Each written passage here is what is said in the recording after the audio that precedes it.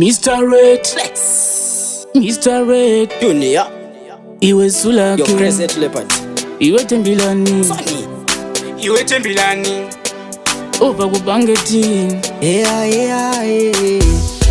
Odayo kanditaurira wangu pachine nguva kusvimwe kudai ndakatanangira nzira ndakaronga zvimwe asi kweteka kundisiya wangu pauri ndichiperera wangu kuramba ndakanamatira zvauri inga una matira wakuti pero kandina basa wakuti pero kandina basa wakufamba wangu uchindisasa uchiti pero kandina basa wakuti pero kandina basa wakuti pero kandina basa wakufamba wangu wakundisasa wakufamba wangu wakundisasa ndiwe wandaida wakandisiya ndichichema misodzi yangu yoyerera mudiwa ndichiri kukufunga ndomuka futi makuseni ndombotarisa nguva ndichiti uchatsoka here unondida here ndichiri kukufunga wakuti pero kandina basa wakuti pero kandina basa wakufamba wangu uchindisasa uchiti pero kandina basa